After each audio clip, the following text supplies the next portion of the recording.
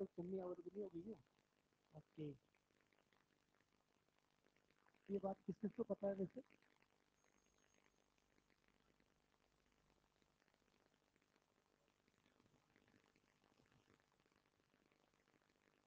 ये क्वेश्चन आपने अपने मॉड्यूल में भी देखा होगा,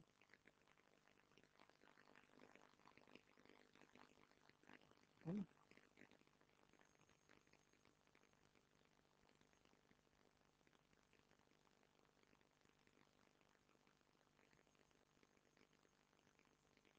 ये ए पॉइंट है, ये बी और ये सी, ये सेंटर है इसे। पिछली क्लास में अपने काम किया था, अगर तो याद हो तो यहाँ से हमने एक पेंडुलम को रिलीज किया था, है ना? अब उस पेंडुलम जब अपन ने यहाँ पे नेल फिक्स की थी, तो वो पेंडुलम यहाँ से एक पाथ फॉलो करता था। देना बेटा पेन मुझे, जब इतना गंदा हो ही रहा है थोड़ा और कर लें। इस पाथ को फॉलो करता हुआ आया था, याद है कुछ? और इस पाथ को फॉलो करता हुआ इसके अराउंड इस सर्कल में घूम गया। तो दिख रहा है? तो अगर आप इस पाथ को ठीक से देखोगे तो वही डायग्राम मैंने वहां बनाया है ना? तो यहाँ कहानी सिर्फ इतनी सी है कि ये एक स्मूथ ट्रैक है, ये स्मूथ है ना? और यहाँ से मैं एक ब्लॉक को रिलीज कर रहा हूँ, इनिशियल वेलोसिटी 0 है।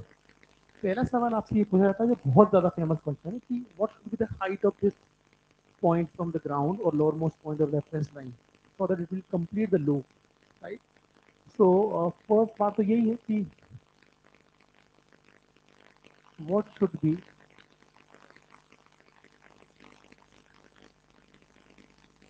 हाइट h टू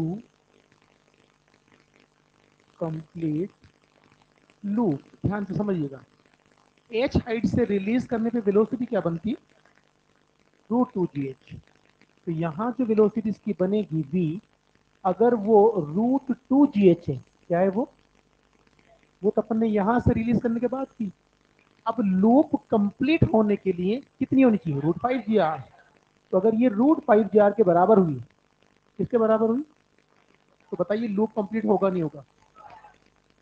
रूट से रूट कैंसिल, जी से जी कैंसिल। बताइए एच की वैल्यू क्या मिली? 5r/2 ना? नहीं समझ में आई बात?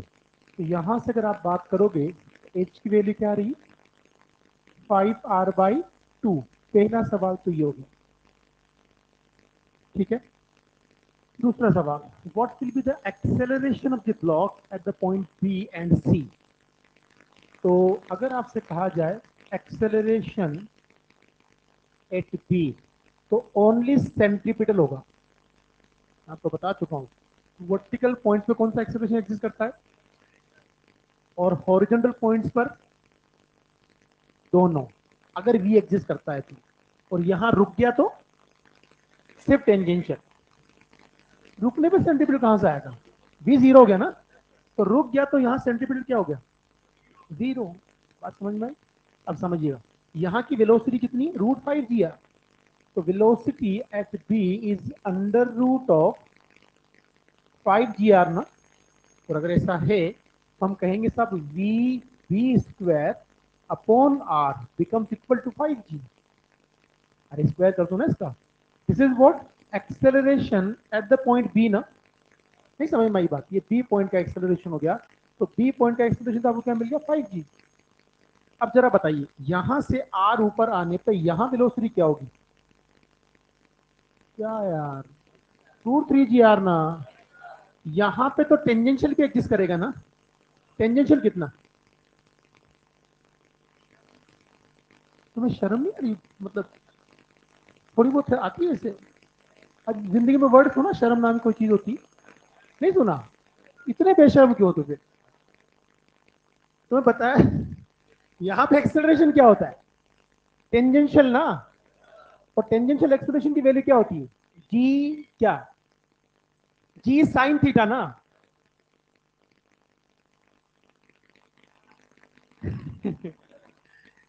यहाँ देखो, एक जनरल पॉइंट ढूंढो यहाँ पे। एम जी नीचे लगेगा, एम जी का ऑस्थिटा इधर, इधर क्या होगा? तो इसकी स्पीड बदलने के लिए रेस्पॉन्सिबल कौन है? तो टेंजेंशियल एक्सेलरेशन क्या होगा?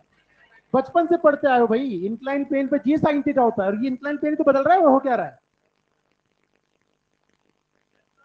तो यहां थीटा की वैल्यू क्या है, तो जी साइन 90 क्या हो गया, जी ना, और सेंटीमीटर इधर आएगा कितना, V C square by R ना, क्या ये वीसी है, बताइए वीसी स्क्वायर बाई आर की वैल्यू कितनी, 3g। तो रिजल्टेंट इधर आएगा नहीं आएगा, कितना बनेगा, root 10g, under root of 3g square plus G square becomes equal to root of 10g ना, नहीं समझ में आया, कहानी क्लियर, ठीक है, फिर इसको कॉपी करो, इसका सिमिलर केस बाद में करते हैं, रुक जाओ अभी कर ही लो वही case. This question actually belongs from the IE Irodov, ओ नहीं, एरोडो में सारे सवाल मुश्किल नहीं होते, उसके आसान सवाल बाकी किताबों वालों ने चुरा चुरा के अपने पास भर लिए। तो ये क्वेश्चन एज इट इज कई बार, उसमें एक ही सवाल है, कौन सा सवाल, कि सब किस हाइट से रिलीज किया जाए कि लूप कंप्लीट कर ले, आंसर इज 5r/2।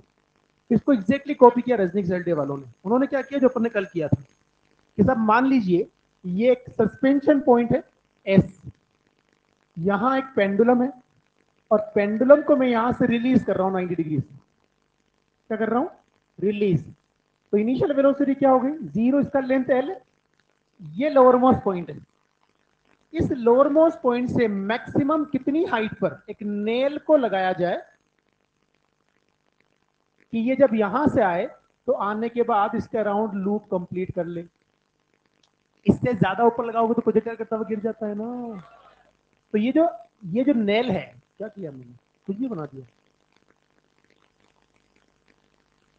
चलेगा ना, ठीक है, तुम समझ रहे हो ना मतलब, हाँ थोड़ा सा कभी कभी समझना भी आना, ठीक है, आपका मतलब ये था, ये ये नेल है ना, तो इसके अराउंड अपन को रेडियस, आ गया भाई, नेल को नीचे निकालना, ये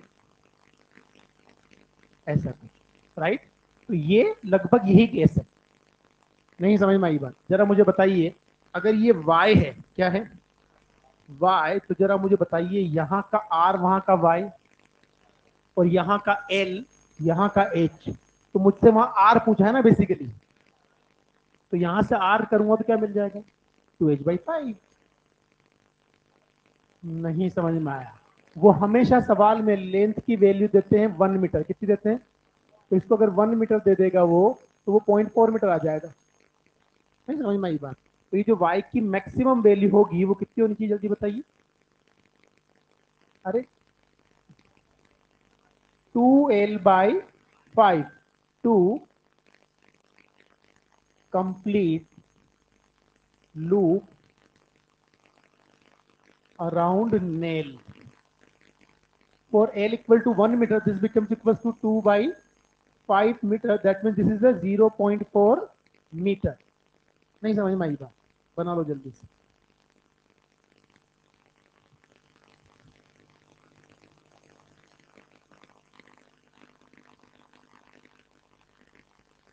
हाँ हाँ बोल, बी पर, इसको कॉपी कर लेगी, समझाता हूँ वापस, वो बहुत जरूरी चीज है।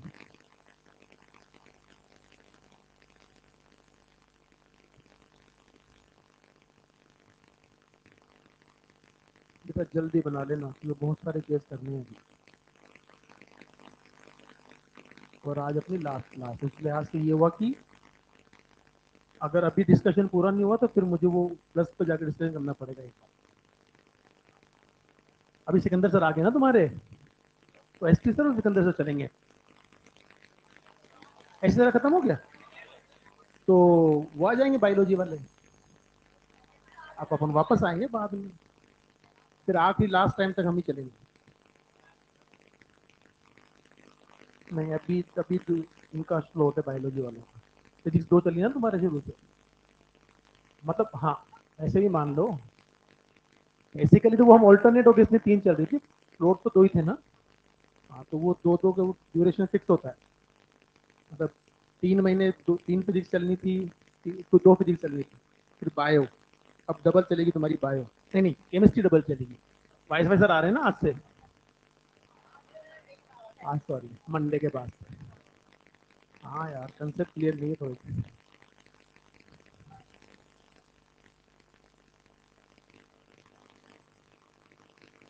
हाँ? हाँ कुछ तो हो रहा है पक्का। नहीं नहीं नहीं ऐसा, हाँ कुछ सोच रहा हूँ, ये बात सच है।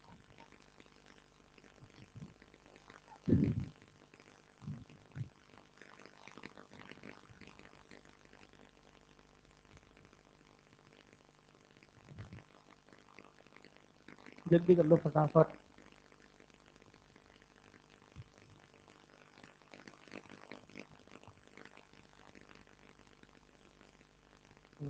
नहीं वो भी पढ़े, वो भी पढ़ ले। अभी कहाँ, अभी तो बोल दिया ना मुझे। एसएचएम वेव ढंग से पढ़ लेना, सिकंदर सर से, वहाँ लापरवाही नहीं करनी जरा सी। मैं तो सारा ही पढ़ाता आ रहा हूँ शुरू से। देखो एक बात बताओ, मैं तुम्हारी मर्जी, मैं किसी क्लास से अटेंड करो, तब मुझे कोई समस्या ही नहीं होती कभी भी। बल्कि मैं तो खुद ही बोल देता हूँ, you are not comfortable with me, जिससे कंफर्टेबल उस जगह पढ़ लो। बेटे मैं यहाँ पे, करियर का मामला मजाक तो है नहीं। पर जब लास्ट रिवीजन करो ना, तो नोट्स में अपने चलिए, सबसे मेरे वाले नोट्स पढ़ना। हाँ, फिर दुनिया के मत पढ़ना। फिर आप 2-3 चैप्टर भी रिवाइज कर लोगे तो आधी सीधी रिवाइज हो जाएगी तुम्हारी। हाँ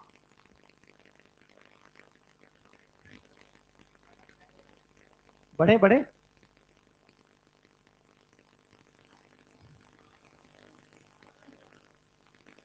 मॉडर्न सबसे इंटरेस्टिंग और आसान सेक्शन है, मतलब केमिस्ट्री चलती है फिजिक्स के नाम पे, और असली मॉडर्न अपन पढ़ते नहीं है। यहाँ आ जाओ, ये हो गया कहानी। आप उस सवाल का जवाब सुन लो। टेंजेंशियल एक्सेलरेशन का मतलब है, पहले इसको समझो ध्यान से। जैसे मान लीजिए मेरे पास ये एक लूप है, इसको समझना ध्यान से। इतने बेहतरीन कंसेप्चुअल क्वेश्चन और रीजनिंग बेस्ड सवाल यहाँ से बन सकते हैं ना, वो साफ कर देगा, आपको हवा भी नहीं लगने देगा। इसलिए ढंग से समझ लेना सर्कुलर मोशन को, उसने 4 पार्ट में तोड़ा एनसीईआरटी के अंदर। और वन मोर थिंग, तुम्हारा कोई सिलेबस चेंज नहीं हुआ। हाँ ये बात कर ली थी ना अपन ने। हाँ तो अपन को वैसे तैयारी करती है ना जैसे हम कर रहे थे, ठीक है। हाँ अगर तुम में से किसी का अरमान हो 2025 में नीट देने का, तो वो अज्यूम कर सकता कि मेरा बदला। बाकी 24 के लिए कोई सिलेबस चेंज नहीं, यहाँ समझना ध्यान से। आप तो एक काम करें, सिंपल सी बात करें। मान लीजिए ये एक वर्टिकल ट्रैक है, क्या है ये, और इस वर्टिकल ट्रैक में एक ब्लॉक को मैं यहां से छोड़ देता हूं, एक ब्लॉक को मैं यहां से छोड़ देता हूं, रिलीज कर रहा हूं, समझे। अगर इसको मैं रिलीज कर रहा हूं तो रिलीजिंग पॉइंट पर, अगर मैं रिलीज करता हूं तो यहां इसकी वेलोसिटी क्या है। अच्छा मुझे बताइए, ग्रेविटी नहीं होती तो क्या होता। कुछ नहीं होता, वही रहता, वही रहता ना। तो इसको यहां से यहां लाने के लिए रिस्पॉन्सिबल कौन है, जी साइन थीटा ना। देखो ये जी था, ये जी कॉस थीटा और ये जी साइन थीटा। तो जी नहीं होता तो चाहे यहां छोड़ दे, यहां छोड़ दे, जहां छोड़ दे वहीं रुक जाता, वो घूमता ही नहीं। नहीं समझ में आई बात। तो जरा मुझे बताइए, सर्कल में तो कौन घुमाता है, नॉर्मल, सेंटीमीटर वही देगा ना। और स्पीड कौन बदलता है, जी। स्पीड कौन बदलता है, जी। Without involvement of external agency you can't perform uniform circular motion in vertical plane. आपको कोई ना कोई एजेंसी, कोई ना कोई मशीन को इन्वॉल्व करना पड़ेगा, तब जाके वर्टिकल प्लेन में यूनिफॉर्म सर्कुलर मोशन होगा। फॉर एग्जांपल मैं अपने हाथ से इस मार्कर को कांस्टेंट स्पीड से घुमा सकता हूं, घुमा सकता हूं ना। तो ये यूनिफॉर्म सर्कुलर मोशन है कि नहीं। एक पंखा जो टेबल फैन होता है, उस पर एक डॉट बना दीजिए आप। जब उसकी स्पीड कांस्टेंट हो जाती है, तब वो परफॉर्म जो कर रहा है वो कौन सा मोशन है, यूनिफॉर्म सर्कुलर मोशन, है कि नहीं। समझ में आ गई बात। बट अगर आप under gravity without involving of other agency किसी भी चीज को छोड़ दोगे, तो जी क्या करेगा, नीचे आने पर स्पीड बढ़ाता है, ऊपर जाने पर स्पीड कम करता है। यहां बताइए, इसकी वेलोसिटी अगर इधर होती तो इसका अपोज कौन कर रहा होता। इसी तरीके से यहां अगर ये है और इस तरफ चल रहा है, तो सपोर्ट कौन कर रहा है, जी साइन थीटा। तो बताइए टेंजेंशियल डायरेक्शन में वो कौन सा एक्सेलरेशन है जो स्पीड बदलने के लिए रेस्पॉन्सिबल है, जी साइन थीटा। सारे एंगल यहां से नापते हो नहीं नापते, ये रेफरेंस लाइन होती है ना आपकी। अगर ये एंगल की बात करूं मैं, थीटा है, तो यहाँ जी साइन थीटा, यहां आने पे बताइए थीटा की वैल्यू क्या। तो जी साइन थीटा क्या, जीरो। नहीं समझ में आई बात। यहां पे भी जी साइन थीटा की वैल्यू क्या होगी, जीरो, क्योंकि साइन 180 भी जीरो होता है। इसलिए यहां पे टेंजेंशियल क्या है, जीरो। यहां पे भी टेंजेंशियल क्या है, जीरो। बाकी सभी पॉइंट पे टेंजेंशियल एक्सेलरेशन एग्जिस्ट करेगा। ये कहानी क्लियर? अब आप देखिए, अगर आप यहाँ आ जाते हैं तो यहाँ टेंजेंशियल जीरो है कि नहीं? Only centripetal acceleration will exist. यहाँ पर दोनों है क्योंकि v है ना। अगर मैं यहाँ √2gr वेलोसिटी दूं तो यहाँ जाके रुक जाएगा। √2gr देने पर r हाइट पे जाके रुकता है ना, तो √2gr देने पर यहाँ रुक जाएगा। रुका तो ये तो बचेगा, पर ये जीरो हो जाएगा। नहीं समझ में आई बात? ये कहानी क्लियर? अब आगे समझिएगा। अगर आपसे बात की जाए, ये अगला वाला जो केस इज वेरी इंटरेस्टिंग और इंपॉर्टेंट। वो अपन ने याद एक सवाल किया था कि 3 पॉइंट मैंने बनाए थे, कनकेव, कन्वेक्स और फ्लैट, और नॉर्मल वेरी किया था। ठीक है।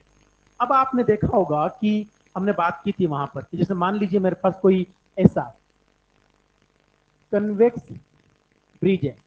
अब इस पे अगर कोई कार यहां मूव कर रही है, सोच समझ के जवाब दीजिएगा। सोच समझने का मतलब जानते हो ना? बहुत बढ़िया। तो इसकी स्पीड मान लेता हूं v है। इस तरफ mg होगा नहीं होगा? ये सेंटर है कि नहीं? ये नॉर्मल है कि नहीं? क्या न्यूटन को लगा सकता हूं? What is the force in the direction of acceleration? mg minus normal equal to M V square by R ना। What is the value of n? mg minus M V square by R. अब इस car में एक भाई साहब बैठे हुए हैं, वो कॉन्टेक्ट लूज करवाना चाहते हैं, तो n को जीरो करना पड़ेगा। नहीं समझ में आया? For N to be zero. इसको जीरो करोगे तो M V square by R equal to क्या होगा? एम से एम, तो v की वैल्यू क्या? √gr। हमने यहां से क्या डिस्कस किया था कि रेडियस कम हुआ तो कम स्पीड पे कॉन्टेक्ट लूज हो जाएगा, रेडियस ज्यादा हुआ तो ज्यादा स्पीड पे लूज होगा। इसीलिए छोटे छोटे ब्रेकर, कॉलोनी का ब्रेकर ना छोटा सा, आप कितनी भी कम स्पीड में चलो, एक बार तो कॉन्टेक्ट लूज होता ही है। नहीं समझ में आई बात? और हाईवे पे जो ब्रेकर बने थे उनका रेडियस वो बड़ा बनाते हैं। क्यों बनाते हैं बड़ा? कि ज्यादा कॉन्टेक्ट लूज करने वाली स्पीड हो, वरना पता लगा कि मत बार बार में कॉन्टेक्ट लूज हो, पता नहीं कितने लोग हवा में जाएंगे। नहीं समझ, स्पीड बहुत ज्यादा होती है ना वहां तो ये बहुत इंटरेस्टिंग फैक्ट, आप समझिएगा ध्यान से। ये यहाँ कहानी क्लियर। अब अगली कहानी है। इस आप एक हॉरिजॉन्टल रोड है और ये एक कन्वेक्स ब्रिज है और ये फिर हॉरिजॉन्टल रोड है। क्लियर? और इसका सेंटर ऑफ द सर्कल यहाँ लाई करता है कहीं ना कहीं। एक कार यहाँ पर है, एक कार यहाँ पर है, और ये एंगल थीटा है, राइट? ये पोजीशन ए है और ये पोजीशन बी है जब कार यहाँ आएगी तब। कार की स्पीड यहाँ भी v है और यहाँ भी v है। ठीक है, ये बी पॉइंट है। Speed of car from A to B is constant. Speed constant है। आपको सिर्फ इतना बताना है कि उसमें बैठा हुआ जो व्यक्ति है, उसमें बैठा हुआ जो इंसान है, उसको अपना वेट ए से बी पे जाने पर धीरे धीरे बढ़ता हुआ फील होगा या घटता हुआ? बोलो ना, बोलो। बढ़ता हुआ। कितने लोगों ने बोला बढ़ता हुआ? हाथ खड़ा करो। बढ़ता हुआ। 1 2 3 4 5 6 7, धीरे धीरे हाथ खड़ा कर रहे हैं लोग। यही सही है, बढ़ेगा।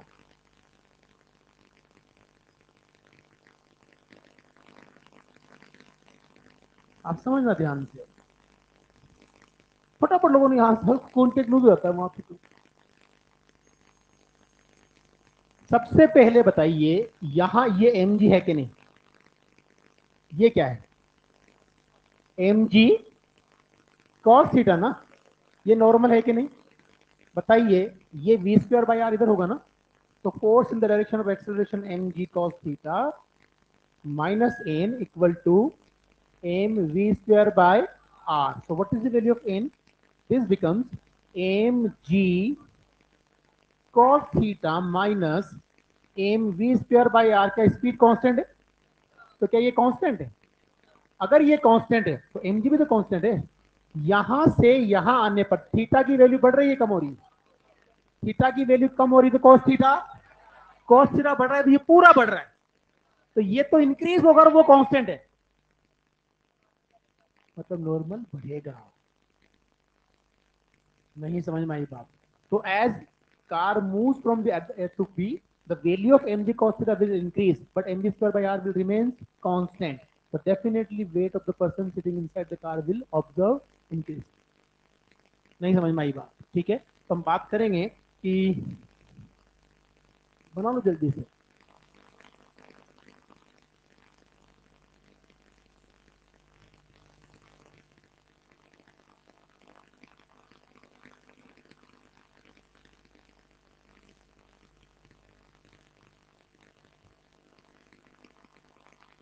जल्दी करो।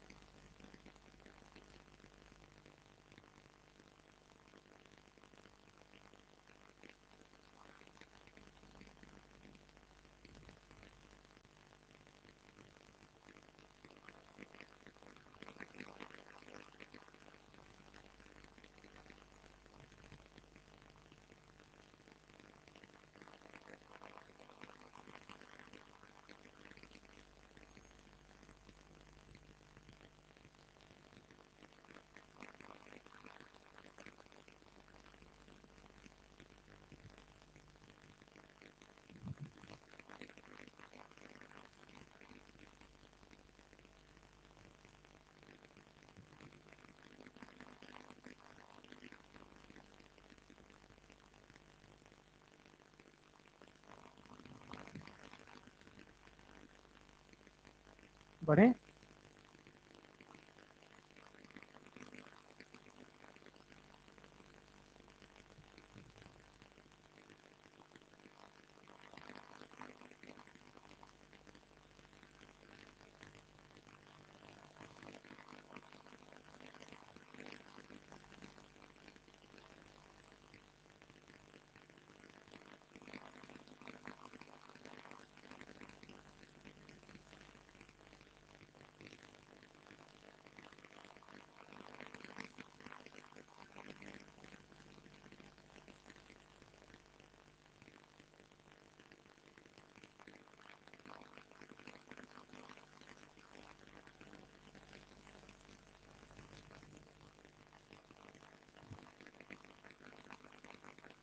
चलिए, ये केस समझ में आ गया? अब समझिएगा कंफ्यूजन क्या है, फिर उसको क्लियर कीजिए। दो केस हैं, दोनों बहुत ज्यादा इंपॉर्टेंट है, ये अपन ने बात होगी। अब अगर मैं आपसे बात करूं कि मान लीजिए मेरे पास ये है एक वर्टिकल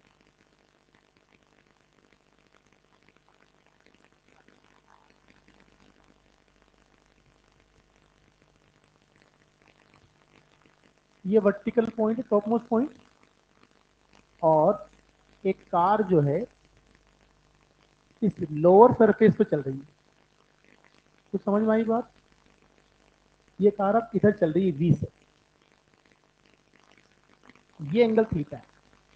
पहले वो कन्वेक्स सरफेस के बाहर चल रही थी, अभी वो अंदर चल रही है, लूपिंग द लूप वाला concept, right?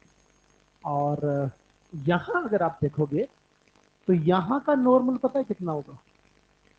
M becomes equal to M B square by R minus M G cos theta.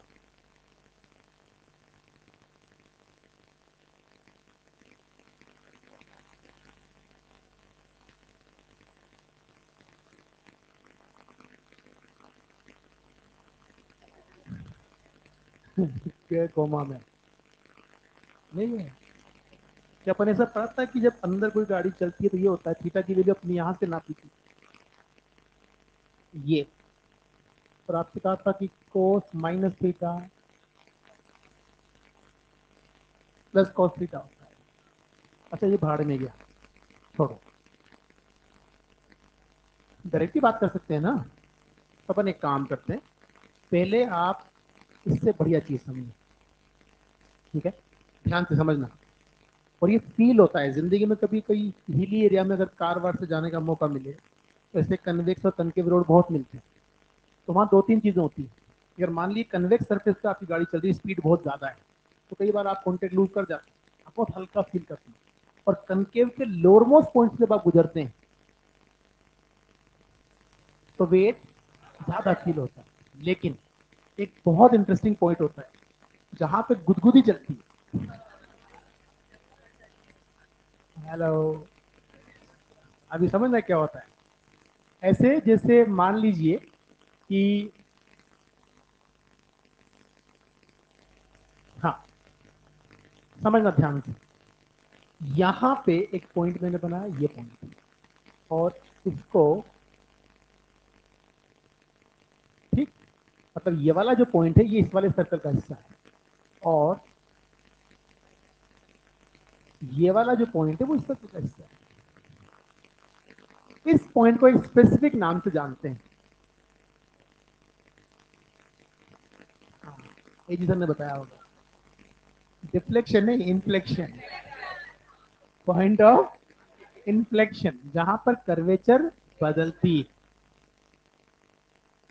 जहां पे कर्वेचर, तो अगर आप ध्यान से देखेंगे, तो अगर ये पॉइंट जो है, इस पॉइंट को मैं पी नाम दे देता हूं, तो पी पॉइंट के पहले आपका जो व्हीकल या ऑब्जेक्ट है वो कनकेव सरफेस पे चल रहा है,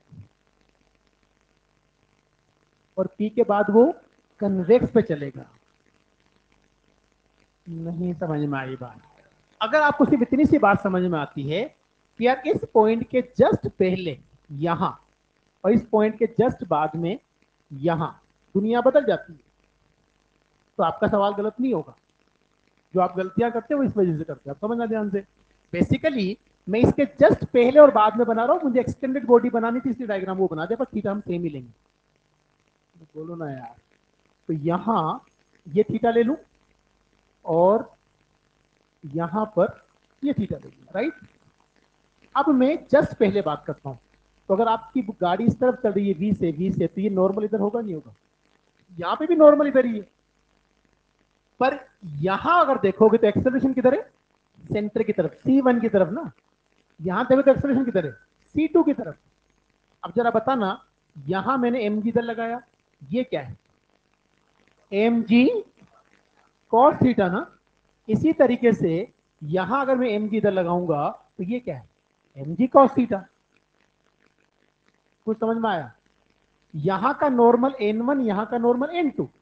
हम N1 की बात करते हैं। What is the force in the direction of acceleration? N1 minus M G cos theta equal to M V square by R ना। तो बताइए N1 की वैल्यू क्या मिली? M V square by R plus M G cos theta. Hopefully समझ में आ गया होगा। यहां बात करते हैं, what is the force in the direction of acceleration? M G cos theta minus equal to what? M V square by R ना। तो जरा बताइए, what is the value of N2? M G cos theta minus M V square by R. बताइए कौन सा wait ज्यादा है? N1 ज्यादा है ना। तो यहां से यहां जाने पे वेट कम हुआ, चेंज इन वेट कितना है? चेंज इन वेट अगर बात करूं तो क्या करोगे बताओ? N1 माइनस N2 करोगे ना, किसके बराबर आएगा? 2। तो ये आ गया 2mv² के बराबर, और ये है उस गुदगुदी का कारण।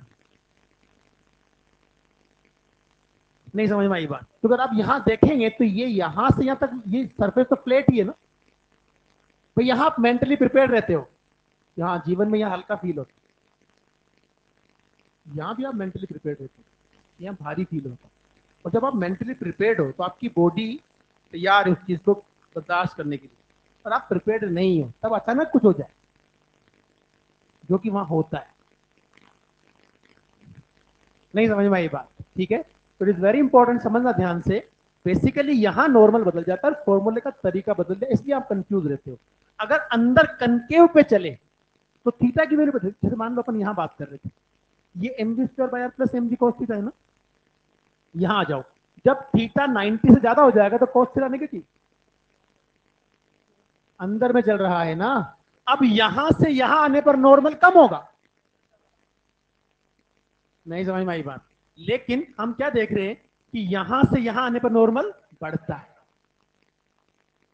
तो अंदर अगर वो चल रहा है तो ऊपर जाने पर नॉर्मल, लेकिन बाहर अगर वो चल रहा है तो नॉर्मल बढ़ेगा। कुछ समझ में आई बात, अब बना सकते हैं आप। कोई बात, तू कर ले को।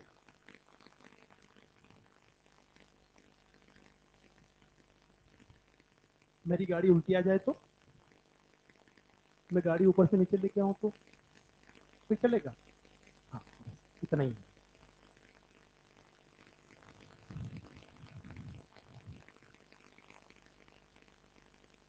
ये बढ़िया तरीका है, बेहतरीन।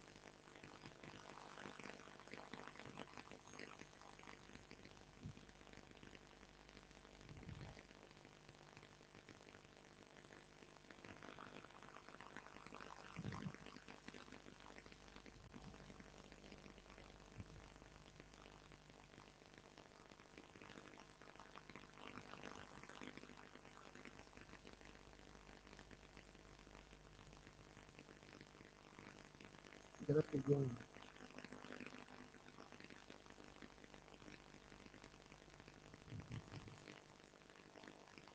खुद खुश हो गया होगा, है तुमको मजा आ गया वो लिखती, मेरी तो बहुत आसान आ जाएगी।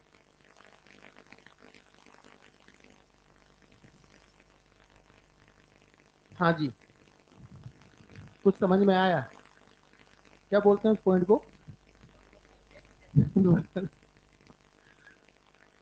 पॉइंट ऑफ डिफ्लेक्शन ना। हाँ तो डिफ्लेक्शन बोला जा सकता है ना, वो वेट में डिफ्लेक्शन आ रहा है, सही, उसमें क्या, नहीं बोलेंगे? अच्छा यही बोलेंगे, अच्छा ठीक है।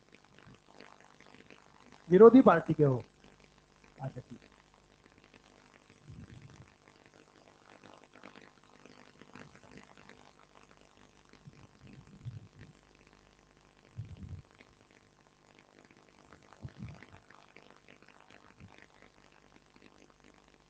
पढ़े, हाँ आज सच में लास्ट, तो मुझे तो पता होगा पहले से। अच्छा शेड्यूल तुम्हारा, हाँ आज वैसे भी मतलब इस वीक की अपनी आखिरी क्लास थी ना, तो उधर गलत, फिर उस शेड्यूल में क्लास से नहीं लगती तो समझ में आ जाते हैं कोई आगे क्लासेस नहीं है। कल मेरी क्लास नहीं है।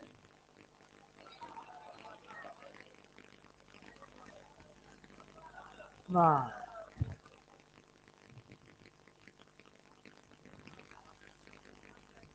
पढ़े, पढ़ेंगे ना, centre of mass collision, rotational motion, fluid mechanics. अभी तो कहीं नहीं जा रहा हूँ 15 दिन तो। एक्चुअली मेरे शोल्डर में इंजरी, और डॉक्टर ने साफ मना दिया, कल शाम को भी बात की, वो जब तक अभी हाथ चलता है ना रेगुलर, तो वो लिगामेंट टियर है तो वो हील ही नहीं हो पा रहा। अब वो करीबन 15-20 दिन तो रेस्ट चाहिए थी। अब वो 1.5 घंटे की अगर 3 क्लासेस भी होती है तो मूवमेंट तो होता ही होता है, हम तो बायोलॉजी के लोग हैं, पर ऐसा माना जाता है।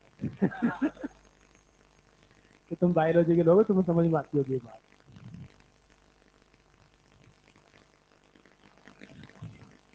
वही तो लफड़ा पड़ रहा है, मैच में बॉलिंग नहीं कर पा रहे, हाथ छोटा हुआ है तो लोग दादागिरी कर रहे हो, अगर समझो आप।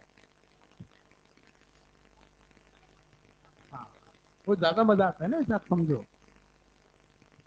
हाँ क्या कह रही, मंडे को नहीं होगी अपनी क्लास, मुंह में रखवा दूंगा डिस्कशन क्लास अभी। अभी तो आओ, डाउनलोड लेके आए हो ना तुम्हारे। हाँ, बना लिया ये। हेलो, हाँ जी, बात करते हैं डाउट, समस्या और समाधान। वो क्या करना, बहुत करना है।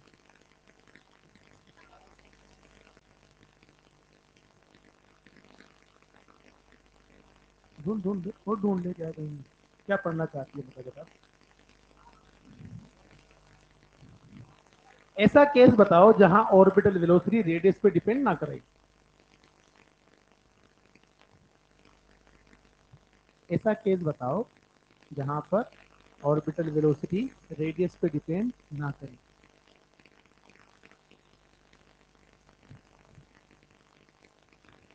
मैग्नेटिक फील्ड में चार्ज घूमता तो डिपेंड नहीं करता।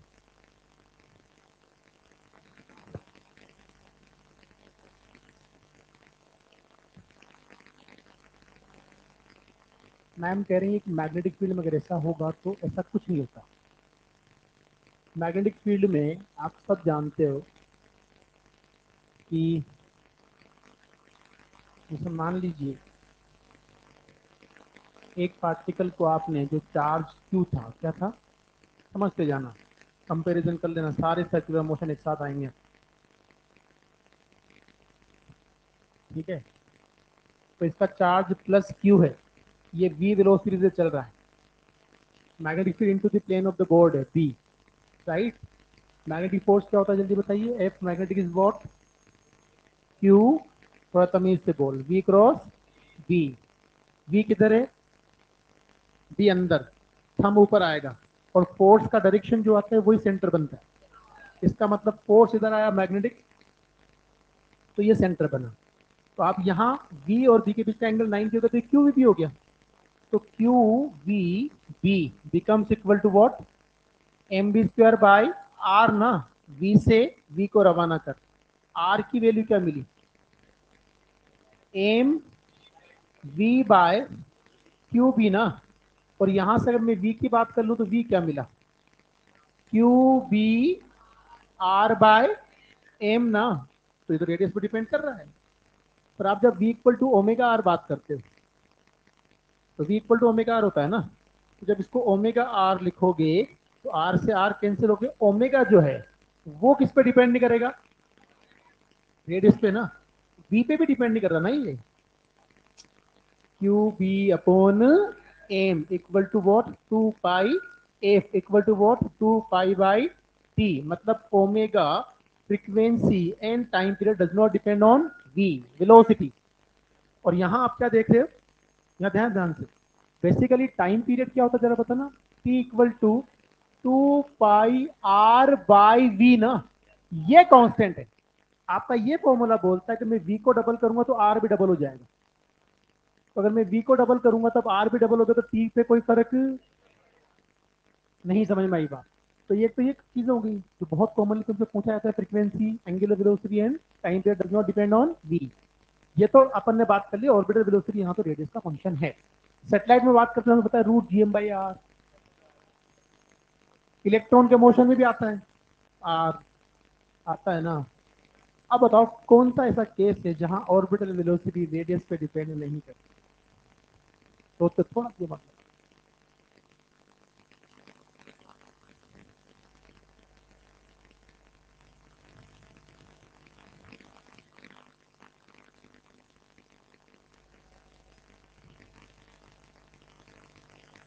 घूमेंगे ये।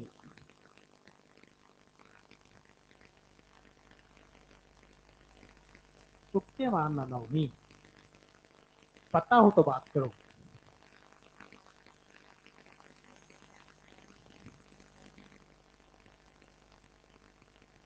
फिर आज के बाद याद रखोगे, आज भी फिर वही रहेगी कहानी, याद रख लोगे। This is an infinite long wire, क्या है ये, infinite long wire of charge density, और जाना भाई, प्लस लेमडा, कितनी charge density, plus lambda charge density से आर डिस्टेंस पर यहाँ electric field radially away from the wire होता है 2 k लेमडा बाई आर, होता ही नहीं होता है। अगर मैं यहाँ पर एक नेगेटिव चार्ज, यहाँ पर एक नेगेटिव चार्ज माइनस क्यू रख के छोड़ दूं तो फोर्स इधर लगेगा एफ, और इस एफ की वैल्यू होगी क्यू ई, मतलब 2 k lambda Q by R. ये फोर्स किधर लगेगा, वायर की तरफ ना। What is the necessary condition for circular motion, एक फोर्स थी जो वेलोसिटी के, ये कहानी क्लियर। अगर मैं इस वायर से आर डिस्टेंस पे माइनस की चार्ज रखूं, ऐसे परपेंडिकुलर फेंक दूं, तो क्या फोर्स वी के परपेंडिकुलर होगा? ये इसके अराउंड सर्कुलर मोशन करेंगे। और यहां पर M V square by R, R से आर रहा। कुछ समझ में आया? तो वी की वैल्यू क्या मिल गई जल्दी बताना? 2k lambda cube by M, ये root, not depend on R, only single case है ये। कौन बोला इक्विलिब्रियम? किधर से आवाज है? हाँ हाँ जी, तो क्या करना था बता।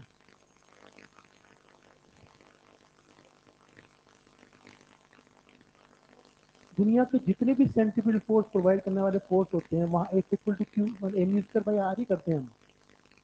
और सर्कुलर मोशन इक्विलिब्रियम है क्या? वो चिल्ला चिल्ला के बोलता है मेरे पास सेंट्रीफ्यूगल एक्सेलरेशन तो है ही, और जिसके पास एक्सेलरेशन वो इक्विलिब्रियम में है क्या? हाँ? किसने का चेंज हो रहा है?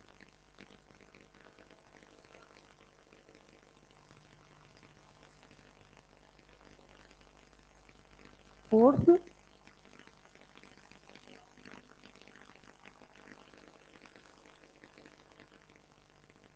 इंटरनल क्या होता है यहाँ? इंटरनल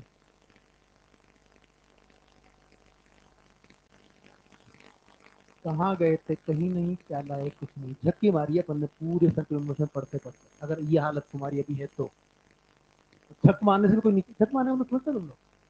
तुम्हारे वो ना बायोलॉजी बायोटेक्नोलॉजी तुम्हारा चैप्टर है, उसमें बहुत सारी अलग अलग तरह की वो आती हैं ब्रांचेस, फिशरीज और वो हॉर्टिकल्चर तो ना, आते नहीं आते? Very good very good.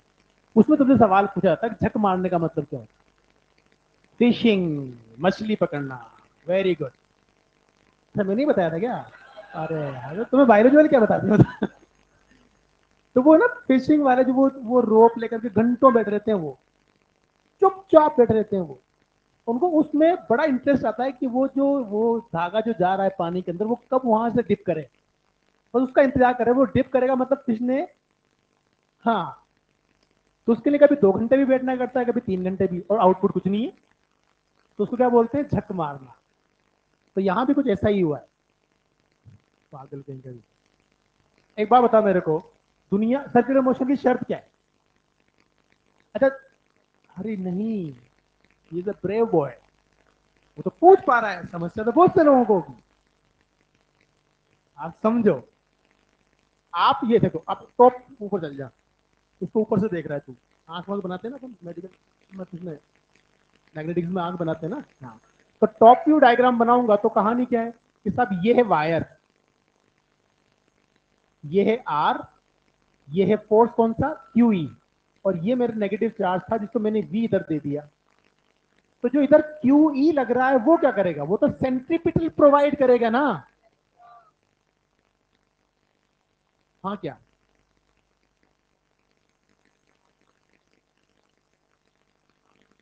हाँ हाँ जी, किस पे लगाते हैं मालिक? सूडो पीछे लगता है आगे।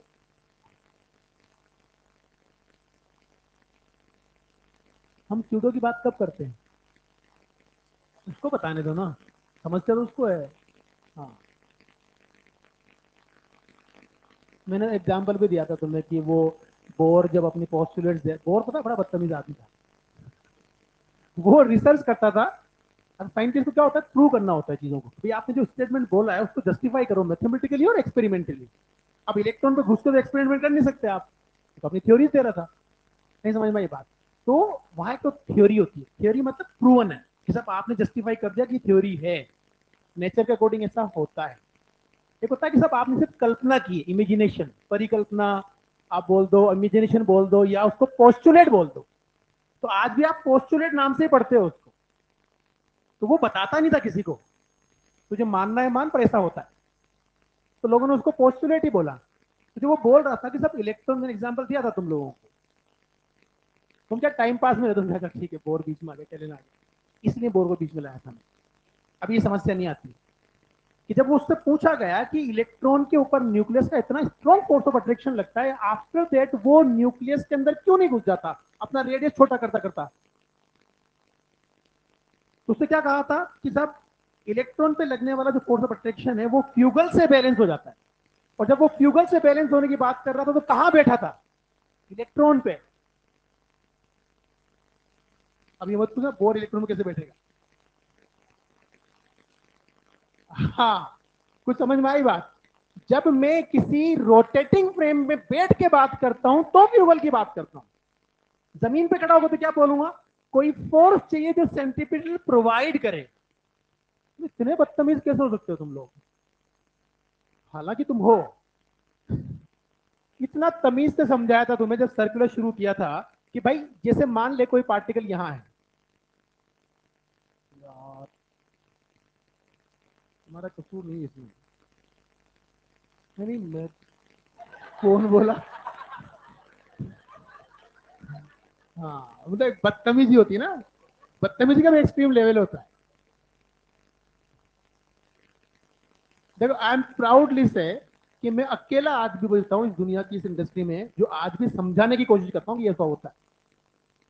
वरना सवाल लिखा दो, उसके स्टेप्स लिख दो, याद कर ले और मस्त रहे। मैंने तुमसे क्या कहा था कि मान लीजिए हमें वेलोसिटी इधर है और फोर्स इधर है, जो कि सेंट्रीपिटल फोर्स प्रोवाइड करने वाला फोर्स है। तो मैंने आपसे कहा था फोर्स जो है अगर वो परपेंडिकुलर है वीक है, मतलब थोड़ी सी गवाही देते ना मैंने ऐसा कुछ किया था। हाँ, धन्यवाद। तब मैंने कहा था ये जो गरीब है, ये गरीब basically D S by D T है कि नहीं। अगर ये डी एस बाई डी, अगर फोर्स वेलोसिटी के परपेंडिकुलर चाहिए तो फोर्स डिस्प्लेसमेंट के भी, अगर force perpendicular to the displacement है तो work done by force zero है। और वर्क की डेफिनेशन क्या है, force into displacement in the direction of applied force. अगर फोर्स की डायरेक्शन में डिस्प्लेसमेंट नहीं आया तो वर्क डन जीरो है। तो अगर वर्क डन जीरो तो तू कह देगा कि साहब ये फोर्स जो है इस पार्टिकल को इस डायरेक्शन में डिस्प्लेस नहीं कर सकता। इसका मतलब आर फिक्स हो गया। मैं थोड़ा ना बोर हूं जिसको बैठ के बात करूंगा। नहीं समझ में आई बात। मैंने क्या कहा, वर्क अगर जीरो है तो डेफिनेशन ऑफ वर्क बोलती है कि सब force into displacement in the direction of applied force.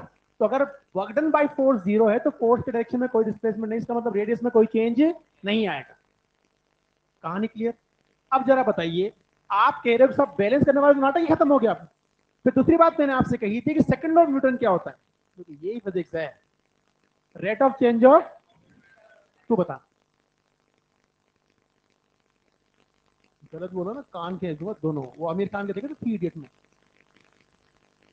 हाँ ठीक है मैं, अरे हाँ, वो भी पीके देखने गया था ना जब मेरी बेटी छोटी वाली छोटी थी, तो उसको पता था कि मुझे पीके सर बोलते हैं। तो, तो बहुत छोटी थी तब ना, तो मूवी में डिबेट में बोला कि ये वही पीके हो क्या आप वाले। मैं नहीं थे। हाँ बोल, सेकंड लो चाहिए मुझे। चेंज इनर्शिया चेंज क्या होता है, अब तो फंस गया बहुत बुरी तरह से। पर कोई नहीं, कंसेप्ट क्लियर हो गए। अपन तो समाज सेवा करें, दूसरों को भी क्लियर हो गए। हाँ बोल, नहीं पता ना, चेंज इन इनर्शिया।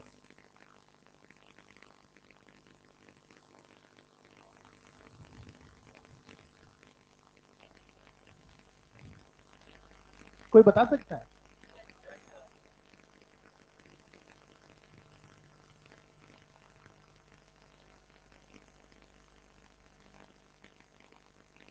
हाँ उधर पीछे न्यूटन पूछ, न्यूटन आप है। तू न्यूटन ने, बैठ जा। न्यूटन।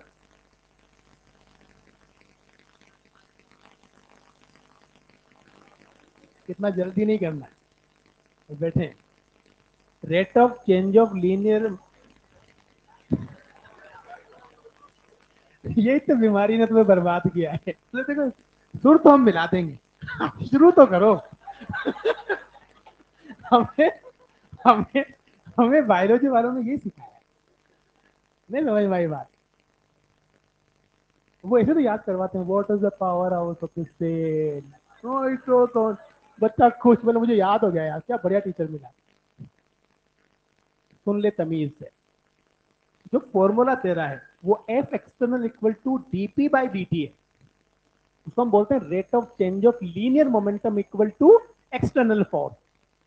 फिर मैंने कहा था कि कहानी यहां खत्म नहीं होती, इसके बाद वाली लाइन ज्यादा इंपॉर्टेंट है। चेंज इन मोमेंटम,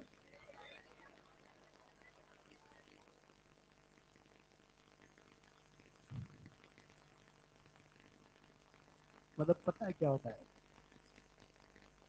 एक जमाना था जब इतनी इतनी हिम्मत नहीं थी कि मैं कोई चीज बता रहा हूँ और वो कॉपी की तरफ देख लिया। इसकी वजह से सारा नोटंकी चल रही है ना, तो भाई साहब कॉपी में दीजिए अभी। फिर बाद में 3 महीने बाद फिर सर खाना किसी और टीचर का, गालियां मुझे देना, तो सेकंड ने बताया नहीं उन्होंने। तुम चॉइस से थोड़ी पढ़ सकते हो साइंस को, जब मेरा मन हुआ तो फिर आपकी बात ध्यान से सुनूंगा, जब मेरा मन हुआ नहीं सुनूंगा।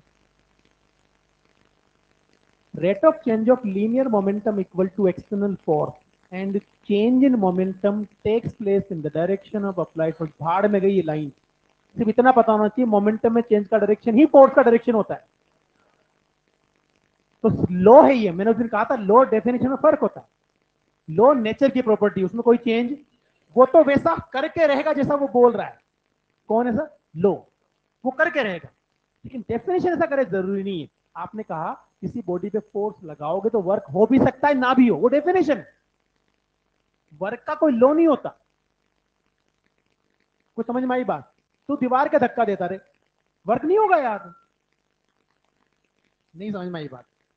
लेकिन क्या बोलता है लॉ कि अगर किसी बॉडी पे आपने नेट एक्सटर्नल फोर्स आ रहा है तो मोमेंटम में चेंज डेफिनेटली आएगा, और मोमेंटम में चेंज का डायरेक्शन,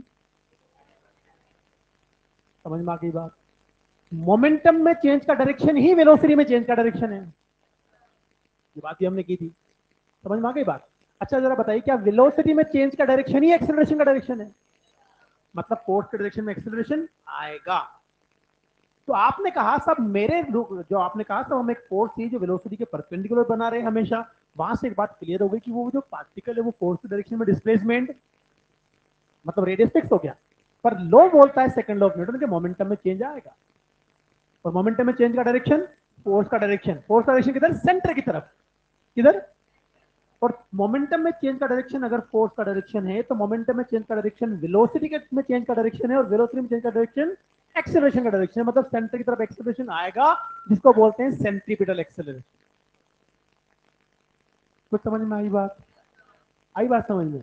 तो यहाँ कौन से फोर्स को बैलेंस करने की बात कर रहा है तू? बकवास से फोर्स को बैलेंस करना था। If I am standing on the ground frame और inertial frame of reference, I will always say a necessary force जो हमें चाहिए बेसिकली सेंट्रीपिटल फोर्स प्रोवाइड करने के लिए will provide centripetal force. But if I am talking from that frame जो घूम रहा है, मैं क्या बोलूंगा? It will balance bye centrifugal. अब मैं नॉन इनर्शियल में जाकर खड़ा हूं ना, तो बैलेंस की बात कब करता हूं? तो हम जितने भी दुनिया के सर्कुलर मोशन हम पढ़ते हुए आए, उन सब में सेंट्रीपिटल प्रोवाइड करने वाला जो फोर्स है वो सेंटर की तरफ आएगा ना। आप जमीन पे खड़े होकर बैलेंस कैसे कर सकते हो? हाँ, घूमेगा ही नहीं, नेट फोर्स जीरो हो गया ना फिर तो उसके ऊपर। अगर आपको घुमाना है ग्राउंड फ्रेम से तो नेट फोर्स तो चाहिए सेंटर की तरफ। कुछ समझ में आई बात क्या हुआ? अब आ जाइए वापस पहले यहाँ पर, ये देखिए। तो यहाँ ये एक स्पेशल केस ऐसा बनता है जहां वेलोसिटी आर पे डिपेंड नहीं करती। मजेदार चीज क्या है कि अगर तू आर को 2 गुना भी कर देगा तो भी वेलोसिटी यही रहेगी।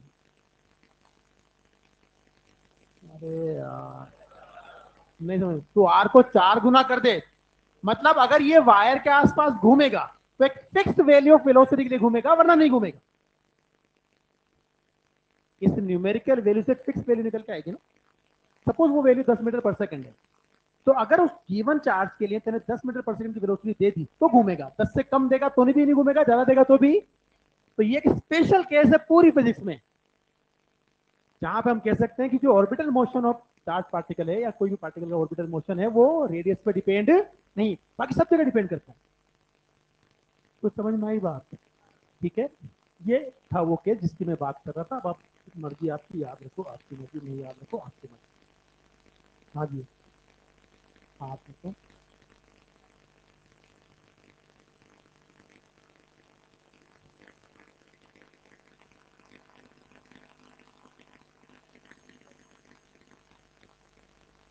नहीं नहीं, वो तो आपने प्रोवाइड किए ना।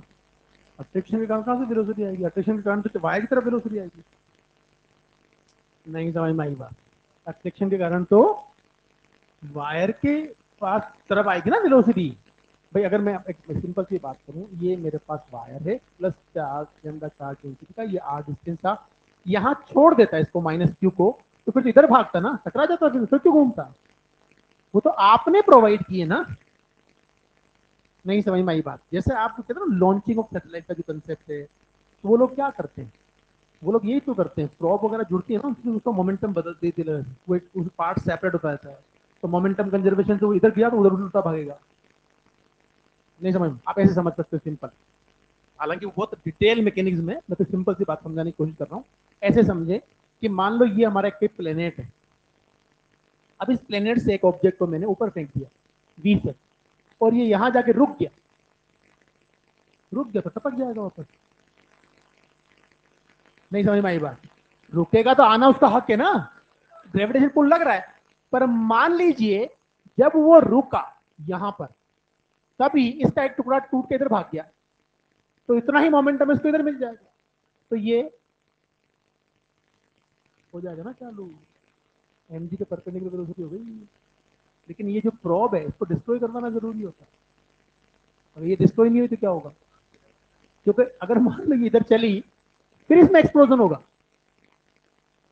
वो एक्सप्लोजन इधर होगा, तो एक उधर गया एक इधर गया, इससे पाथ छोड़ दिया, वरना वो उधर आकर टकरा जाएगा धड़ाक। नहीं समझ में आई बात? तो असली कहानी क्या है कि आपको यहाँ, अच्छा असल दुनिया अलग है। अगर आप प्लेनेटरी मोशन को ठीक से समझो, मतलब सैटेलाइट को, सैटेलाइट समझ में आता ही नहीं दुनिया से, आता है? आता तो होगा यार किसी को।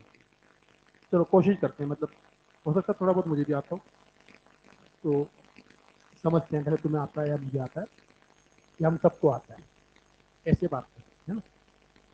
समझना, ये अर्थ है। क्या है ये? अर्थ। और तुम तो महान हो, है ना, हम महान हैं। तो हमने अर्थ के ऊपर एक टावर बना दिया, और टावर की हाइट बहुत, हाँ, और की रेडियस से बड़ी।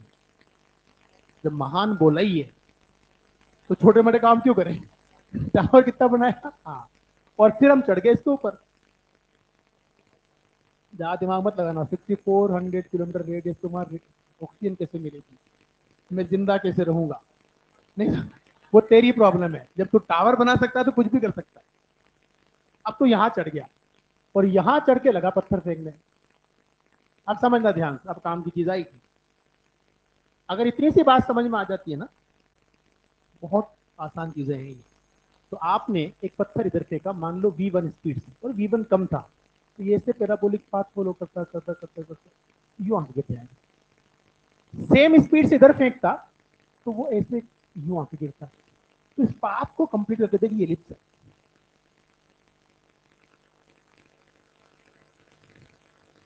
तो समझ में आया? ये एलिप्स है। तो थोड़ी और ज्यादा स्पीड से फेंकेगा तो वो ऐसे आगे टकराएगा यहां, इधर फेंकता उतनी ज्यादा स्पीड से तो ऐसे आगे टकरा था। Again it is ellipse. फिर आपने और ज्यादा स्पीड से फेंका, इट मे बी पॉसिबल कि इसको ग्रेज करता हुआ निकल जाए और वापस यहीं आ जाए, एनर्जी तो कंजर्व रहेगी ना। अब जो पहला, दूसरा और तीसरा पाथ तू देख रहा है, तीसरे पाथ को तू ध्यान से देख, और अर्थ का पूरा मास सेंटर पे ले ले, तो दुनिया बन गई Kepler first law.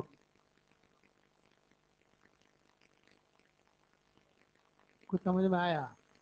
Every planet revolving in elliptical path in such a way that sun is located at one of the focus of that ellipse. नहीं समझ में आई बात? कुछ समझ में आई बात? अब जरा मुझे बताइए, क्या न्यूटन ऑफ ग्रेविटेशन में आपने ऐसा कुछ पढ़ा? क्या हो रहा है? खड़ी हो फटाफट नर्स के पास।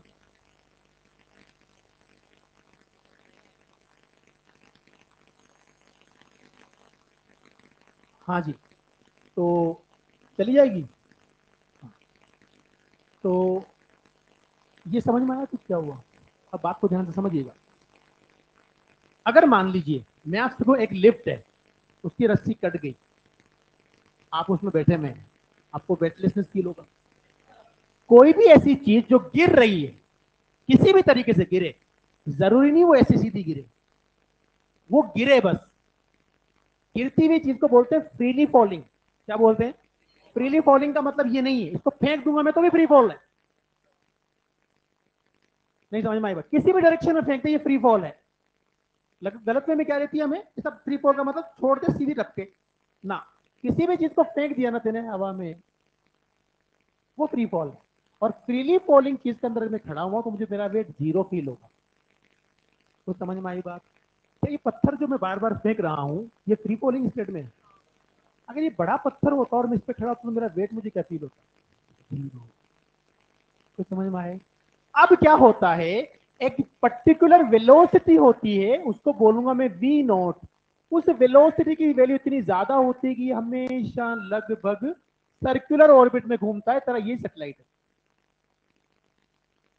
अब बता सैटेलाइट क्या है? कि सब फ्रीली फॉलिंग ऑब्जेक्ट है जो लगातार धरती की सतह पे गिरने की कोशिश कर रहा है पर पहुंचेगा कभी नहीं। तो समझ में आई बात? तो अगर वो फ्रीली फॉलिंग है और मैं उसमें हूं तो मुझे वेटलेसनेस फील होगा नहीं होगा? नहीं समझ में आई बात? जैसे मान लीजिए एक प्लेन में आप है, बड़ा सा हवाई जहाज, कोई सीट वीट नहीं, खाली जगह पूरी, विंडोज भी नहीं है, बाहर भी नहीं देख सकते। ऐसे ये रूम की वॉल है, ऐसे वॉल बाय प्लेन की वॉल से प्लेन को आप बहुत ऊपर ले जाते हैं और उसका इंजन बंद कर देते हैं। अब क्या होगा? वो गिरेगा, आप भी गिरोगे, दोनों अगर गिरेंगे तो वेटलेसनेस फील होगा नहीं होगा? आप आराम से उसमें तैर सकते हो। अब क्योंकि आपका स्पीड डाउनवर्ड गिरने का और उसका स्पीड बराबर होगा हमेशा, तो आपको कैसा लगेगा मैं इसमें ही तैर रहा हूं। पर उसमें कोई विंडो हो जिससे कि आप बाहर देख सके, तो आप समझ सकते हो क्या होगा। हाँ, पता नहीं कितने लोगों को कार्डियक अरेस्ट आएगा। हेलो। तो आजकल जैसे हमारे यहाँ तो क्या होता है, हमारे यहाँ तो अभी भी वही मेले लगते हैं, झूले में ऊपर चले गया तो।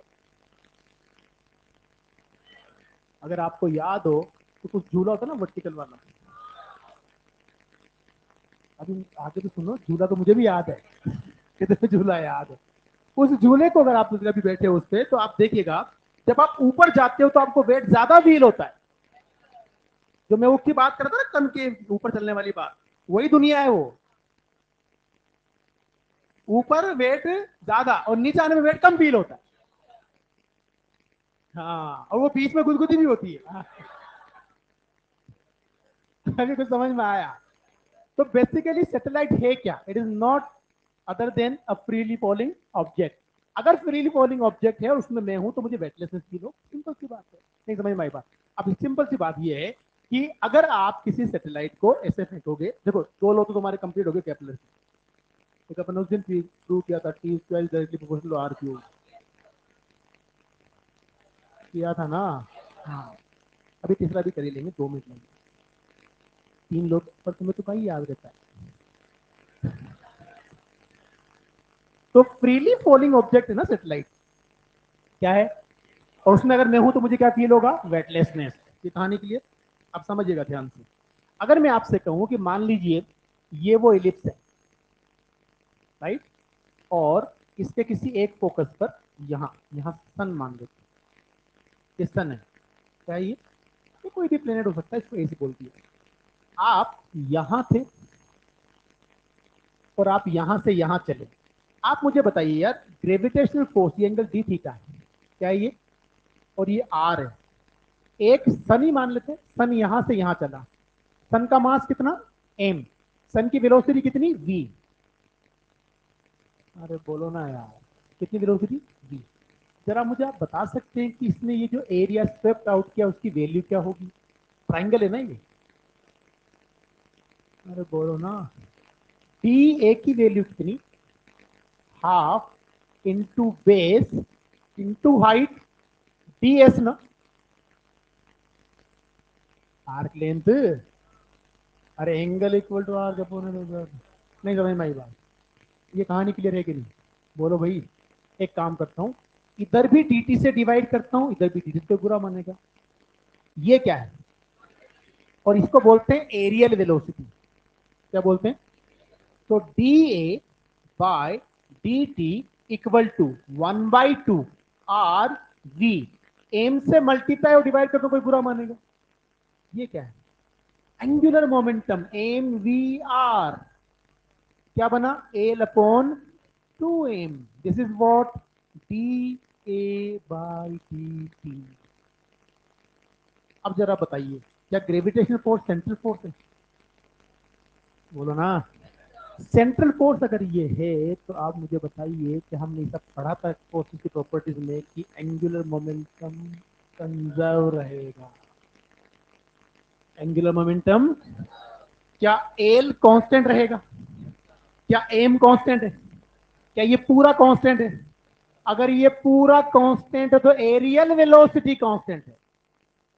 इसका ये मतलब हुआ कि अगर मान लीजिए कोई प्लेनेट यहां से यहां चला डी टी वन टाइम में, और यहां से यहां चला उतने ही टाइम में, डी टी टू टाइम उसके बराबर है, तो फिर ये एरिया भी बराबर होगा। अगर टाइम बराबर है तो एरिया भी, क्योंकि एरियल वेलोसिटी कांस्टेंट है। उसने क्या कहा था सेकंड लॉ में, areal velocity of sun around the earth around the sun remains constant. और वो पूछता है कि सेकंड लॉ किस पे बेस्ड है, कंजर्वेशन ऑफ एंगुलर मोमेंटम। ये तीन लोग तुम्हारे, पहला क्या था, जितने भी प्लेनेट है सन के आसपास घूमते हैं इलिप्टिकल पाथ में, और सन किसी एक फोकस पे होता है। दूसरा क्या है, areal velocity of every planet around the sun will remain, मतलब इक्वल इंटरवल ऑफ टाइम में इक्वल एरिया स्वेप्ट आउट करेगा। इक्वल इंटरवल ऑफ टाइम के अंदर इक्वल एरिया स्वेप्ट आउट। और तीसरा, T square is directly proportional to, T square is proportional to R cube पे numerical solve करने का तरीका क्या बताया था? हाँ, मैंने कहा था T is proportional to R root R, इससे करोगे। नहीं समझ में आया? ये तुम्हारे तीनों कैपिलर के नियम हो गए। सेटेलाइट तुमने सीख ही लिया, और ग्रेविटेशन के जो सवाल थे वो मैंने वेक्टर में करवाई दिए थे।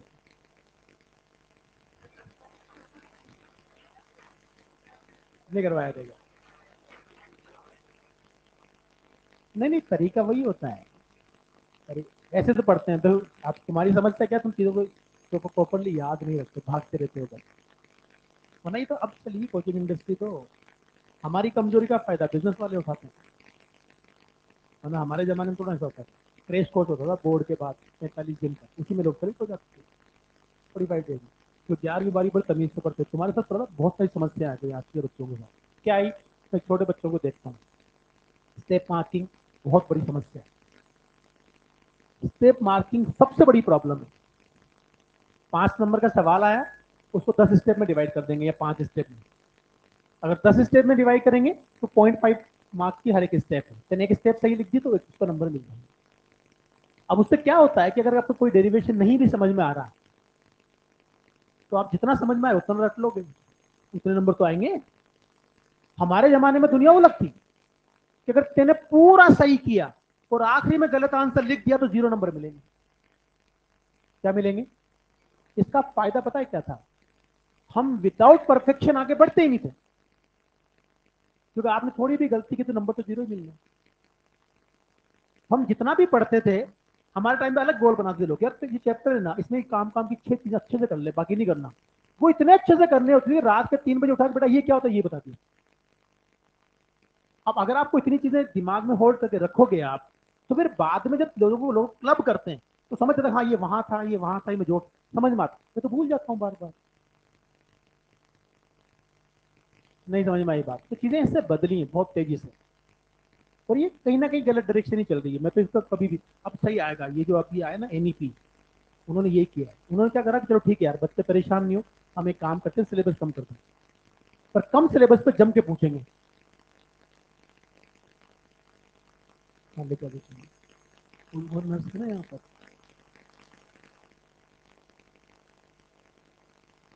नॉर्मल टाइम दे दे, वो जो वहाँ पे बैठी है ना आंटी, उनसे बात कर, वो नर्स को लेकर आएंगे। हाँ जी, ये सुबह की क्लासेस में बहुत कॉमन चीज होती है भाई, थोड़ा सा नाश्ता पानी करके आया करो भाई।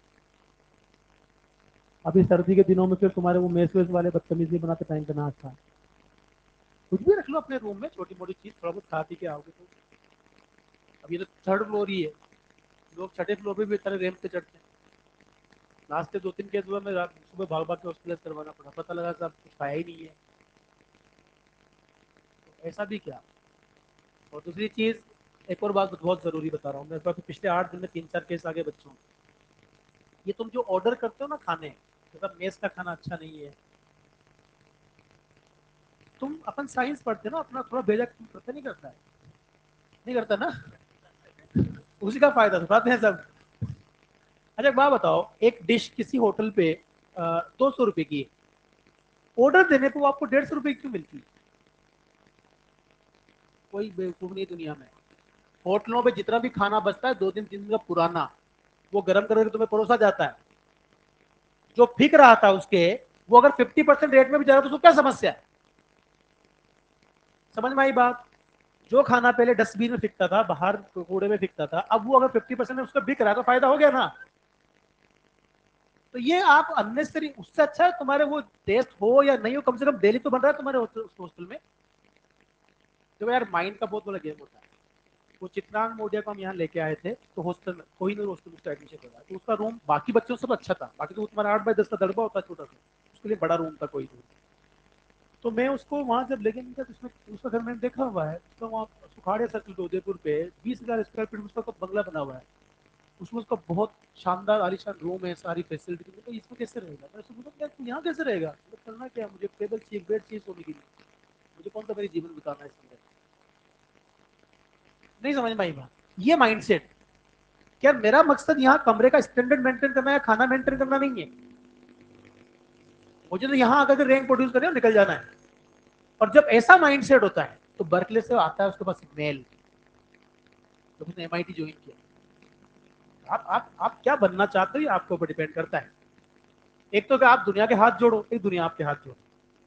तो उसने जब वो स्टैंडर्ड नहीं देखा और जब रैंक उसने प्रोड्यूस की, तब बर्कले से उसको मेल आया कि हमें पता है आप जैन समाज से हो, आपके लहसुन प्याज भी नहीं खाया जाता, हम इंडिया से आपके लिए स्पेशल आपकी चॉइस का कुक जब तक आप यहाँ पढ़ोगे बुलाएंगे, सारी सुविधाएं देंगे, बस आप मेहरबानी करके हमारी यूनिवर्सिटी में आके पढ़ो। तो समझ में आई बात? खुद ही तो कर बुलंद इतना कि हर तदबीर से फेरे, खुदा खुद तुझसे पूछे बता तेरी वजह क्या है। तो वो वाली बात है। अब हम यहाँ कहते हैं सर हॉस्टल में दाल सही नहीं मिलती सर, वो पानी होता है सर, दाल खा ले फिर, दूसरों के दाल बनाता रहना जीवन में।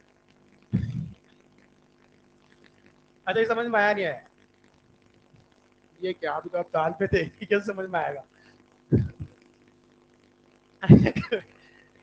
कुछ समझ आया क्या हुआ? फर्स्ट लॉ ऑफ केपलर क्या? कोई भी प्लेनेट सन के अराउंड इलेप्टिकल पाथ में घूमेगा और सन किसी एक फोकस पे रहेगा, ये कहानी क्लियर?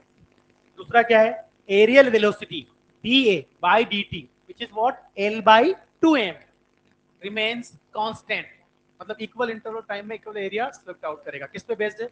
Angular momentum conservation. ये किस पे बेस्ड हमें से याद है, तो किरचॉफ लॉ पढ़ते हैं ना, केवीएल केसीएल। केसीएल किस पे बेस्ड है? चार्ज कंजर्वेशन पे, और केवीएल एनर्जी कंजर्वेशन पे बेस्ड। नहीं, आप समझना ध्यान से बढ़िया। अगर एंगुलर मोमेंटम वेक्टर है, डायरेक्शन के बदल से बदलेगा तो कंजर्व कहाँ रहा? और तीसरा क्या है? T square is proportional to R cube, ये अपन ने प्रूव कर लिया था। एक छोटी सी चीज और जो तुम बहुत आसानी से समझ सकते हो, अगर आपको याद हो, तो जैसे मान ली ये अर्थ है, मेरी बात को समझिएगा ध्यान से, और ये सैटेलाइट घूम रहा है, राइट? ये एम मास का सैटेलाइट, इसका मास कैपिटल एम, ये सेंटर और ये रेडियस स्मॉल आर है। क्या आप बता सकते हो इसकी पोटेंशियल एनर्जी क्या होती है? Minus G M M by small R ना। क्या सैटेलाइट की ऑर्बिटल वेलोसिटी जो है वी नॉट, वो root of G M by R हमने पढ़ी थी? तो बता काइनेटिक एनर्जी की वैल्यू हाफ एम स्क्वायर कर दूं, हाफ एम, और ये रहा वी स्क्वायर, वी स्क्वायर कितना? जी एम बाई आर, क्या मिला जल्दी बता? G capital M small M upon 2 R. ये काइनेटिक एनर्जी मिली नहीं मिली? दोनों का सम कर दूंगा तो टोटल एनर्जी मिलेगी ना। टोटल एनर्जी कितनी? Minus G M M by 2 R. अरे यार, माइनस एक में से प्लस आधा जाएगा तो माइनस आधा मिलेगा ना भाई। तो समझ में आई बात? अब जरा मुझे बता, क्या ये जो पोटेंशियल एनर्जी है, पोटेंशियल एनर्जी इक्वल टू जो लिखा हुआ है उसको 2 से मल्टीप्लाई डिवाइड कर दूं तो -2 टाइम्स ऑफ टोटल एनर्जी। अरे इसको 2 से ही मल्टीप्लाई डिवाइड कर देना यार, नहीं समझ में आया? पक्का समझ में आ गया?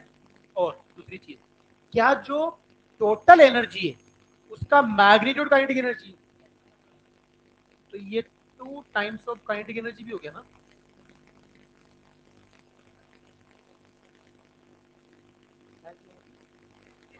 नहीं, यहाँ माइनस आएगा, यहाँ प्लस आएगा। पोटेंशियल भी नेगेटिव, वो भी नेगेटिव ना। समझ में आ गई बात? ये रिलेशन होता है इन सब में। अब एक बात को ध्यान समझना, सेम रिलेशन आपको बोहर थ्योरी में भी आता है, याद करो, वो भी सेम मोशन ही है। अब एक सवाल जो आपको याद रखना है, जो सबसे ज्यादा जरूरी है, वो बहुत कॉमन सवाल पूछते हैं सैटेलाइट के ऑर्बिट शिफ्टिंग। आर ऑर्बिट में रिवॉल्व कर रहा था 2r में लेके, बताइए वर्क डन कितना होगा। आर में रिवॉल्व कर रहा था 3r में लेके। जब भी शिफ्टिंग का सवाल पूछे, टोटल एनर्जी का डिफरेंस निकालना है। किसका निकालना है? किसका निकालना है? किसका निकालना है? अब बताए गड़बड़ का होता है, जब ऑर्बिट से ऑर्बिट जाते हो तो वैसे ही टोटल एनर्जी निकालोगे। तो अगर मान लीजिए किसी सैटेलाइट को आप अर्थ की सरफेस से ऑर्बिट में ले जाना चाहते हो, तो सरफेस पे वो रेस्ट पे है और ऑर्बिट में वो घूम रहा है, तो यहां की जो टोटल है वो सिर्फ पोटेंशियल है। नहीं समझ में आया? समझो ध्यान से, यहाँ एक सैटेलाइट रखा हुआ है, ये रेडियस आर, पोटेंशियल एनर्जी कितनी? -G m m/r ना। अब इसको मैं small r equal to 2r, मतलब यहां से r हाइट के ऑर्बिट में घुमाना चाहता हूं, तो जब ये यहां चलेगा तो बता टोटल एनर्जी कितनी? अरे ये ना, ये वाली कितनी? -G m m/2 times of 2r, तो 4r हो गया ना। ये टोटल है। अब यहां रुका हुआ है, तो जो पोटेंशियल है वही टोटल है ना, तो इनका डिफरेंस से वर्क डन आएगा। नहीं समझ में आया? इससे बच्चे बहुत गड़बड़ करते हैं। याद रहे, सरफेस से अगर शिफ्ट किया कहां? ऑर्बिट में, तो क्या करोगे?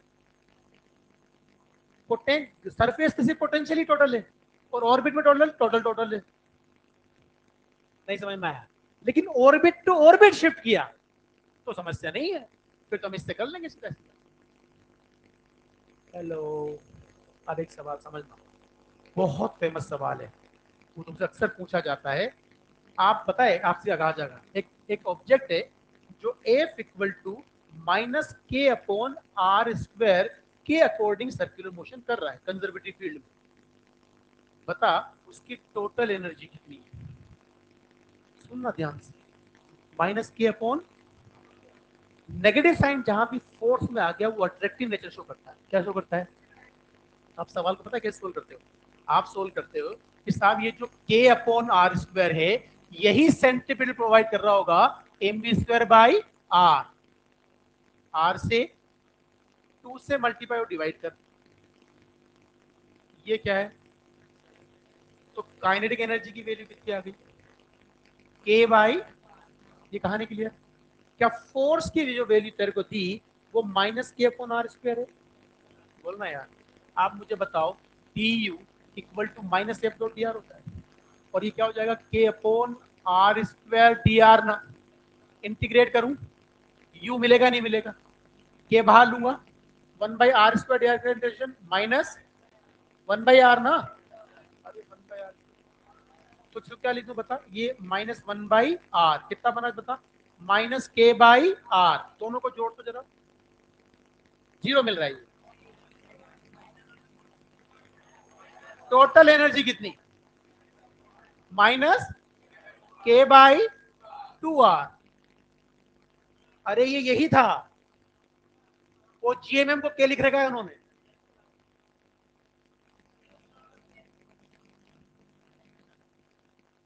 नहीं समझ में आया? उन्होंने क्या कर दिया? जीएमएम को के लिख डाला और सेटेलाइट का सवाल चुपके से पूछ लिया। राइट, सेटेलाइट से पूछा क्या होता, तू बताया था टोटल एनर्जी कितनी होती है? -gmm/2r। यहाँ -gmm पुट करना बोल रहा है। ऐसे बदलते हैं वो ड्रेस। हमें लगता है नया सवाल है, इंटरेस्टिंग सवाल है,, इंटीग्रेशन से आएगा, नहीं आएगा, तेरे सिलेबस का हिस्सा है। 2 से मल्टीप्लाई डिवाइड कर, 2 से मल्टीप्लाई बस तुझसे ये पूछा कि तुझे समझ में आता नहीं आती ये बात कि वो जो हमारा जो फोर्स होता है Gmm/r², वो उसमें Gmm कांस्टेंट है और वो अट्रैक्टिव नेचर होता है, और जहां भी अट्रैक्टिव आता है वहां नेगेटिव साइन लगता है।